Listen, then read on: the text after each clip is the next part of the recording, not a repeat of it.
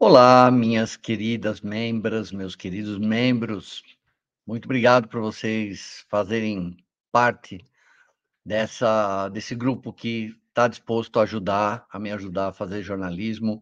É muito importante isso que vocês fazem. Eu acho que é caro, R$ 7,99, pode fazer falta para muita gente. É verdade, eu acho mesmo. E então eu quero sempre colaborar e trazer coisas, exclusivas. Eu talvez abra esses conteúdos, mas só daqui a um ano. Então, eu venho trazer aqui para vocês algumas séries específicas sobre jornalismo. Então, eu já contei a história do Padre Marcelo, a nossa primeira série, e agora eu vou começar hoje a nossa segunda série. A nossa segunda série é um caso triste que eu cobri em 1994 e eu vou contar alguns bastidores para vocês do caso da Escola Base, a famigerada Escola Base, considerado o maior erro da história do jornalismo brasileiro. Até hoje, que ainda é o autor do pior erro. Eu discordo um pouco. Eu discordo porque o caso da Escola Base foi um fato acontecido por causa de gente imbecil, né, de uma mãe psicótica, neurastênica, histérica, que ela inventa na cabeça da criança um monte de coisa, literalmente. Estou na Lúcia Chang, eu vou mostrar ela aqui, e descobri onde ela está, gente. Eu descobri onde ela está. E nem o Valmir Salaro conseguiu, né? Eu não sei exatamente a rua, mas sei para onde ela está. E é o seguinte, então, gente. Foi um caso horroroso que começa em março de 1994, quando essa senhora aqui. Espera aí, olha aí, novinha, né? Quando ela estava novinha. Inventou na cabeça da criança um monte de coisa. Aí aparece uma outra mãe mais histérica ainda. E o que que elas fazem? Elas vão na delegacia acusar os donos da escola de estar rolando sexo com os filhos. Gente, era criança de 5 anos, certo?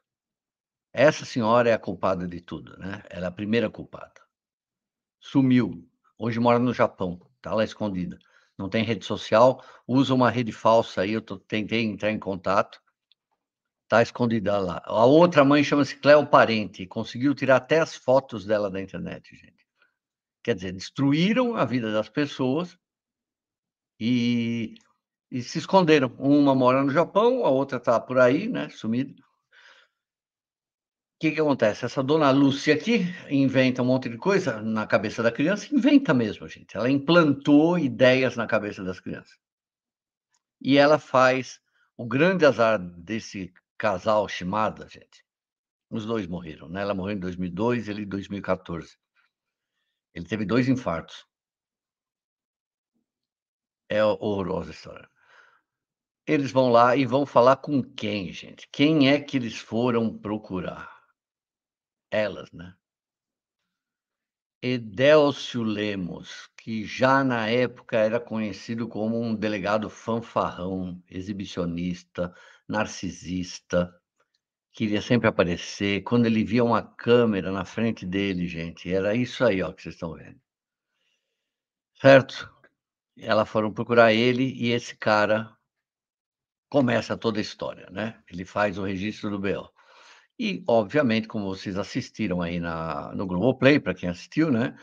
A primeira pessoa que fica sabendo que essas mulheres denunciaram os donos de uma escola por abuso de crianças para esse delegado é o senhor Edélcio Lemos. Alguém liga para o Valmir lá na redação, ele já estava indo embora e ele vai ver esse caso que ia marcar a vida dele para o resto da vida e acabar marcando a minha também, certo?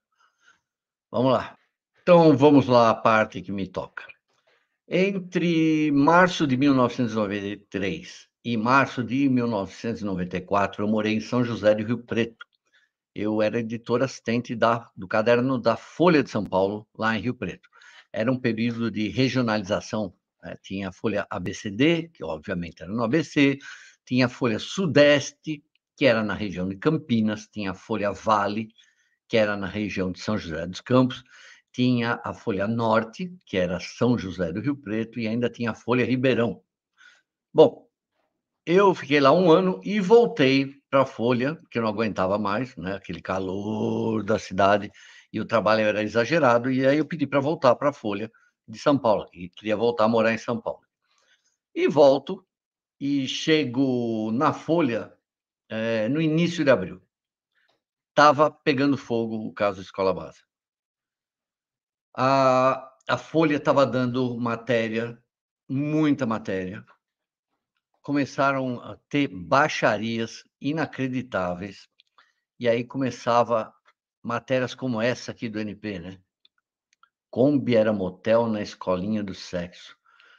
Que lixo de jornal, né, gente. Eu considero, eu já falei, o NP para mim não dá nem para botar para cachorro urinar. Eu acho que é uma das coisas vergonhosas da imprensa. É endeusado, né, muita gente trabalhou lá e lembra com saudades como era maravilhoso.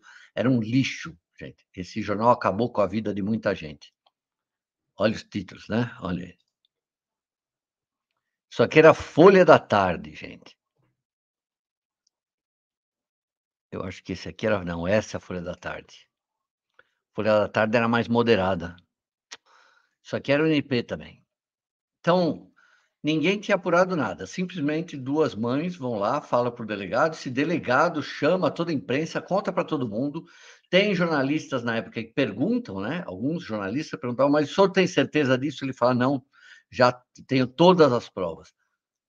E aí ia ser um massacre contra essas pessoas durante o mês de abril. Só que eu tinha uma editora muito querida para mim, foi a ombudsman do da Folha. E depois eu vou falar dela, que é a Susana Singer, ela me dá uma entrevista nesse livro que eu escrevi, que é justamente sobre a escola base, esse livro eu escrevi em 2013. E ela era minha chefe na época, na Folha. Eu não estava cobrindo o caso Escola Base, porque já eu chego lá, né, na Folha de São Paulo, já tinha equipe de polícia, né, tinha repórter especializado, se não me engano eu tinha, acho que Marcelo Godoy, Cláudio Augusto, eu não lembro se o Cláudio Júlio Tonholi também estava, mas enfim. E a Folha estava publicando, não esses títulos monstruosos aqui, né, como o do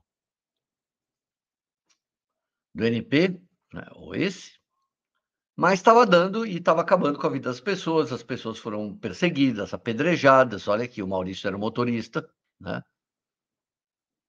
tacaram fogo lá dentro, quebraram, arrebentaram tudo, sabe, não existe mais, né, derrubaram a escola, virou outra coisa. E esse casal aqui, o casal Shimada sendo massacrado, você imagina, gente. E um delegado desse enchendo a bola de todo mundo. Quando chegou mais ou menos metade de abril, a Susana começou a perceber alguma coisa. Todo mundo começou a perceber que tinha alguma coisa errada, ela não estava se sustentando. E essas pessoas, o Maurício, o motorista aqui, que está sendo acusado das piores coisas, a dona Maria Aparecida Shimada, o seu Shimada, os depoimentos deles eram muito convincentes, eles estavam simplesmente desesperados, dava para perceber. E aí começa a aparecer o rumor de que podia estar tudo errado esse caso, mas veja, isso aí é metade de abril, ainda ia passar maio, mais 15 dias, depois de alguns dias, em abril já se sabia que estava as coisas erradas, mas depois ficaram sabendo que estava tudo errado mesmo, em junho já é encerrado o caso, então vocês vejam, foi horrível para essas pessoas, né, mas veja, uma falsa acusação foi resolvida, pelo menos, né, março, abril, maio, junho, 3 meses, né. Agora você vê o caso como o do Márcio Smelling, as pessoas me perguntam, né, se esse aqui é o caso pior da história do jornalismo, eu acho que é horroroso, talvez o segundo. O que eu vejo de pior no caso Melling em relação à escola base, é que isso aqui foram mães loucas, que entraram em surto e fizeram uma acusação, né, na cabeça delas. O caso Melling não, o caso Melling é pensado. Ele é sordidamente planejado, né, então eu acho que é muito pior que isso daqui. E aí, quando começam a se perceber que estava errada, né, essas matérias, a Susana me chama um dia e fala para eu, que eu ia ser responsável por ouvir os outros lados, ou seja, ouvir o casal Shimada, né, ouvi a Paula. Cadê a Paula? Paula, né, a esposa do motorista, ainda professora na escola, amava, as crianças amavam ela, a vida dela acabou também, acabou se separando. E aí a minha meu trabalho na escola base era começar, daí que me colocaram no caso escola base, até então estava cobrindo Câmara Municipal, porque pegaram uma pessoa de fora que não estava no grupo de repórteres policiais para começar a ouvir essas pessoas. E lá vai eu tentar ouvir, né, o Seu Shimada, Dona Maria Aparecida, a Paula, Maurício, e essas pessoas não queriam simplesmente falar comigo, gente. E as pessoas que eu conseguia falar, a Folha de São Paulo entrou num processo de meia-culpa desesperado, né, ao contrário do que acontece hoje no caso Márcio Melling, onde ela sabe que o caso é falso, que é uma falsa acusação, e ainda assim continua dando lugar. Então, por isso que eu falo assim, a atitude da Folha mudou radicalmente nesses anos, desde 94, né. Ali, a Folha assumiu o seu erro, percebeu que tinha caído na história. O argumento de todo mundo era o mesmo no começo, né, de todos os veículos. "Ah, não, mas a culpa é do delegado", né. O Valmir Salaro fala isso mesmo no documentário da Globo News. Até a moça fala assim: "Não tinha como evitar". O Valmir fala que ele devia ter ouvido mais, né, os outros lados, que é a coisa que eu brigo até hoje aqui, gente, para esse canal, né, a gente ouvir o outro lado das histórias, senão a gente jamais descobriria um caso Melling, um caso Ana Hickman. Então, a Folha começou a querer se desculpar desesperadamente, né, desse porque veja bem, isso aqui é Folha de São Paulo, NP era Folha de São Paulo, é do mesmo grupo, né. Isso aqui é Folha de São Paulo, isso aqui é Folha da Tarde, mas é Folha de São Paulo, né, esses absurdos aqui. E a Folha entra nesse processo e a Suzana me orienta, fala assim: "Feltrin, vai ouvir essas pessoas". E eu comecei a notar, porque ela queria que trouxesse meia página, uma página de qualquer uma das pessoas que foram acusadas. E eu consigo encontrar o Seu Shimada, o casal, mas eles não queriam falar comigo, simples. Eles já eu ficava do lado deles, né, e eu ficava tentando puxar assunto, querendo saber da vida deles, querendo saber do passado deles. Eu era repórter, gente, eu tinha que tirar alguma coisa daquelas pessoas, né. Eu Eu tinha que fazer meu trabalho de jornalista, eu não podia só pedir desculpa para ele, eu sempre pedia desculpa para eles, né, para todos que eu conseguia entrevistar, falava: "O senhor me desculpa, eu sou da Folha de São Paulo", a primeira coisa que eu falava: "O senhor me desculpe, eu sou da Folha de São Paulo", para eles saberem exatamente com quem eles estavam falando e qual era o veículo. E eles não queriam falar. E eu contei aí durante essas minhas coberturas que eu desde criança, né, aqui nos vídeos, desde criança eu bato o olho nos olhos das pessoas e eu tenho alguma intuição, sempre. Que se a pessoa é ruim, se ela é boa, se ela está endividada, é impressionante, gente. Parece um parece uma capacidade extrasensorial, mas é verdade. Mas principalmente se a pessoa é boa ou má, eu consigo ver pelos olhos, de índole. E a hora que eu bati o olho nesse casal, gente, no casal Shimada aí, essa é a filha, né? Eu vi que eles estavam mortos, eu vi que o olho deles não brilhava mais, né, então eu tentava puxar assunto com o senhor Shimada, falar: "Ai, nossa, todos os meus médicos são japoneses, não sei o quê", ele me olhava assim como, né, até que tanto eu tentar, um dia ele falou assim pra mim, falou: "Ricardo, por que que você quer saber do meu passado?" Daí eu contei pra ele, ele falou: "Ó, seu Shimada, trabalho num jornal, na Folha, e a Folha quer dar espaço para vocês, né, já que vocês foram acusados, por maldade, né". E ele falou assim: "Agora não adianta mais, né". Mas ele não falava isso com raiva, ele não falava isso com desprezo a mim. Ele falava como uma pessoa que não tinha mais tinha saído toda a energia vital da pessoa tinha saído do corpo dela. O olho deles, da Paula mesmo, o olho ficava meio vidrado, sabe, é uma coisa sem vida, um negócio tão assustador, mas eu consegui, no fim, fazer as entrevistas, fiz bastante matérias. Curiosamente, eu não sei se vocês assinam a Folha, eu assino a Folha, assinei a Folha só para fazer essa série aqui, do Padre Marcelo também. E quando você procura na edição impressa, porque se você procurar no Google, você não vai achar matérias da época da Folha, não tem, não acho, porque era 94, não existia internet. A Folha digitalizou o acervo dela. Eu não sei se vocês têm, procurem. Eu procurei todas as minhas matérias sobre a escola base na Folha digital, na Folha digitalizada, foi digitalizada em 2010. Eu fiz parte da equipe que digitalizou todo o acervo da Folha de São Paulo. Eu não achei nenhuma matéria minha. Eu não acho as matérias da Folha dentro, eu não sei se eles tiraram, mas não se encontra. Primeiro que o sistema de busca da Folha FSP digital, que é o jornalzão mesmo, é simplesmente medonho. A busca não funciona, é um horror. Sabe, é de 2010, tem data, você tem que colocar o dia, a hora, entra matéria que não é daquela data. Então, por exemplo, eu colocava lá a data, 31 de março, 2 de abril, 5 de abril, 6 de abril, onde estava acontecendo o caso, e não aparece as matérias simplesmente. Eu não sei se a Folha não acabou retirando, eu gostaria de saber isso daí.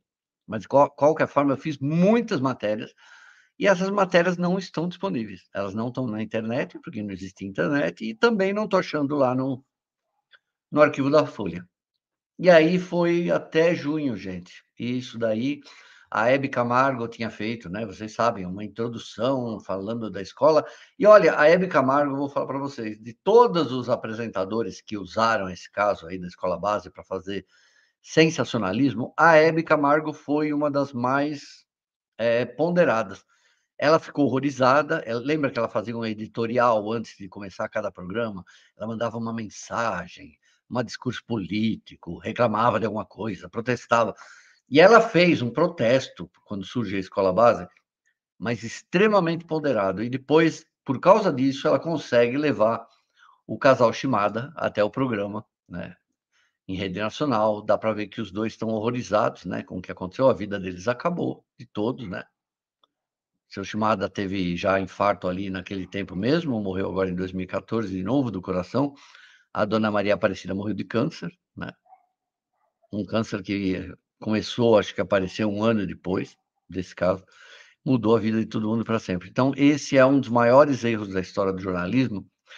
E quando acabou o caso, simplesmente o casal, Shimada, a Paula, o Maurício, todo mundo meteu um processo em todos os jornais do Brasil, menos.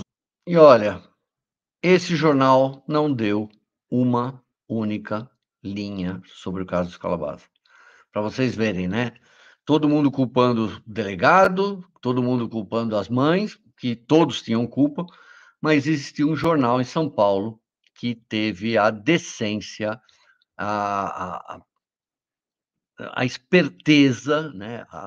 Os veteranos repórteres de polícia desse jornal eram os melhores de São Paulo.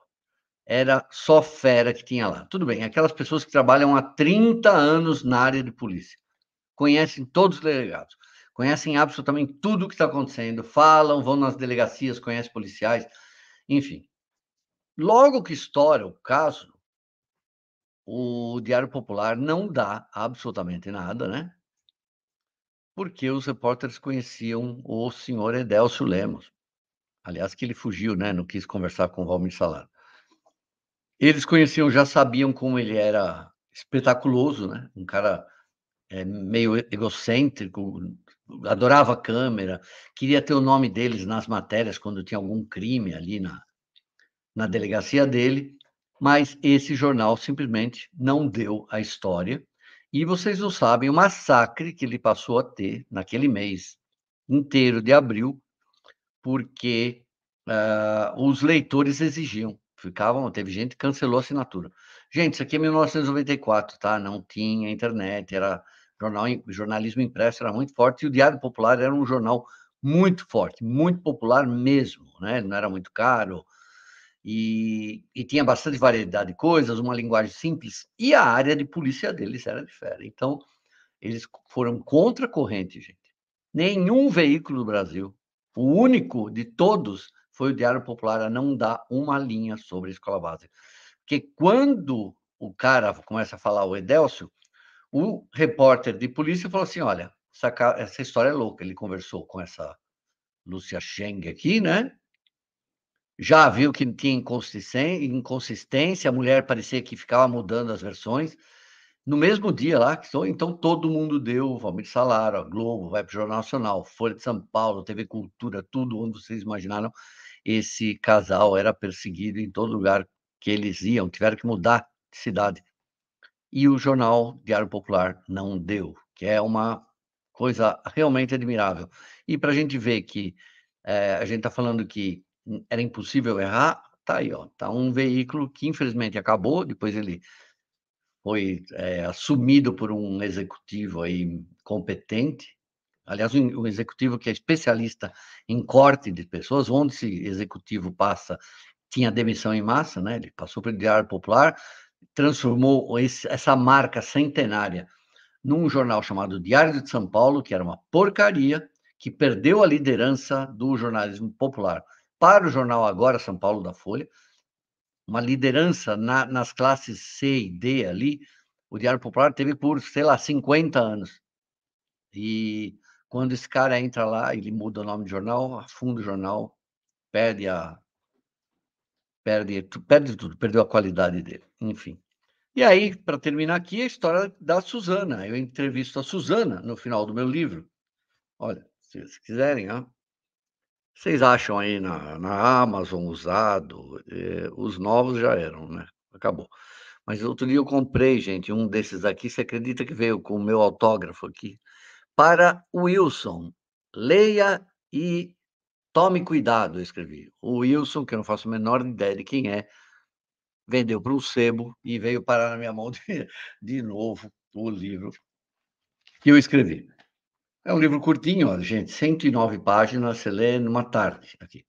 Letra grande, sabe, bem espaçado. Eu perguntei aqui para Susana, olha: "Susana, você acha que o jornalismo ainda poderá cometer outra barbaridade como a escola base?" Esse livro é de 2013, tá, gente? Porque ela tinha sido minha chefe. Olha o que ela falou aqui, ó: "Acho que sim, há riscos. Mas acho que no caso de abuso sexual, esse tipo de coisa agora, fica todo mundo morrendo de medo de publicar." Susana não conheceu a Lei Maria da Penha. Não existia ainda, né. Deixa eu te contar um caso. Isso é dela, hein. Essa é uma apuração minha, a Susana. O Roger Abdelmaci. Há anos, eu, Susana, ouvia, gente falando que ele abusava das mulheres no consultório. Ninguém dava nome. Tinha marido que ligava sempre que saía qualquer matéria na Folha sobre inseminação artificial, e o Roger Abdelmaci era o entrevistado. E o marido, alguém sempre ligava ou mandava e-mail, falava: "Vocês protegem esse cara." A pessoa escrevia para a Folha: "Vocês protegem esse cara. A mídia é vendida para esse bandido. Ele abusa das pacientes." Aí, então, o Ministério Público começou a ouvir mulheres que tinham sido pacientes dele, né. E ela colocou aqui, ó, eu perguntei para ela: "Mas você sabia disso?" Ela era editora, de cidades, né, de cotidiano da Folha. Falei: "Você não pautou ninguém?" Ela falou: "Claro, milhões de vezes. E isso muito antes do caso estourar." Então soubemos que o Ministério Público havia colhido o depoimento de 4 mulheres que também não queriam falar em on, ou ser gravadas e mostrar o rosto. Então só com isso eu enchi tanto o saco aqui dentro da Folha que a gente deu. Mas o que a chefia me questionava era que o cara, a chefia dela, tá, ela é secretária de reda ela é a editora, quem está dando ordem nela é uma pessoa acima que é uma secretária de redação.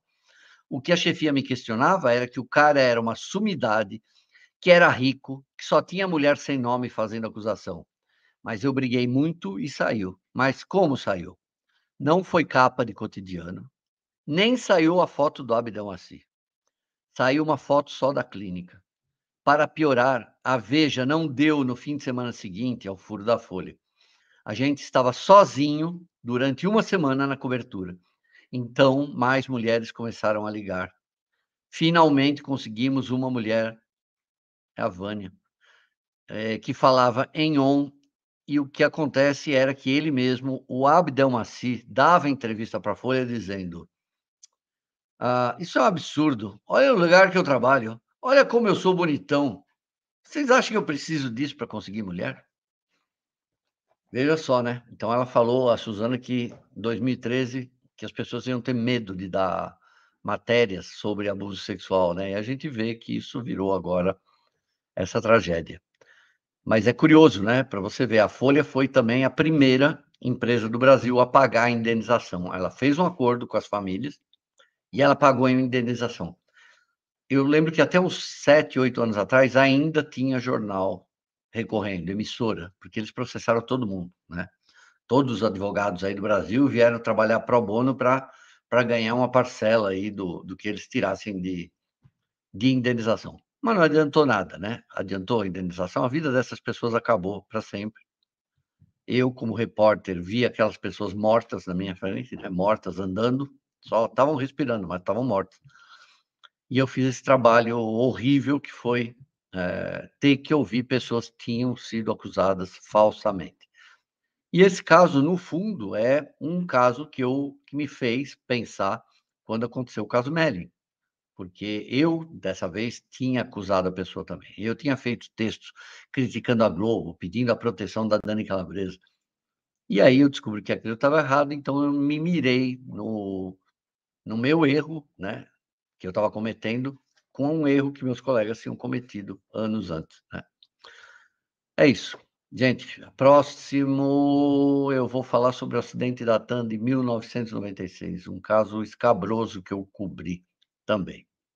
Eu, Marcelo Godoy, Aureliano Biancarelli, os repórteres lá de Cotidiano, foi terrível esse. Muitos de vocês nem lembram, né, o acidente da TAM de 96, um Fokker 100 caiu no Jabaquara e a história é espetacular, infelizmente, né, eu preferia não ter dado, mas 3 pessoas, 3 jornalistas foram os primeiros a saber do acidente. E eu vou contar para vocês a coincidência fantástica que aconteceu com um desses repórteres. Tinha um bolinho. Eu, o repórter Marcelo Godoy, que hoje está no Estadão, e um repórter da CBN chamado Ulisses, acho que era Ulisses Rocha. Eu vou contar para vocês na próxima. Agora vamos fazer essa série aqui de grandes coberturas, tá bom? Então, muito obrigado por vocês assinarem o canal. Deixem like também, que ajuda. Tadinhos, tadinho, gente, tadinhos. E essa aí mora no Japão agora, escondida, né, e consegui achar uma parente dela, gente. Mas nunca mais vai voltar para o Brasil, né, nunca mais, né. Destruiu a vida da pessoa. Queria saber se essas pessoas dormem em paz, sabia? Acho que dorme, né. Depois vai arrumar uma desculpa, falar: "Ai não, eu fui apenas super cuidadosa".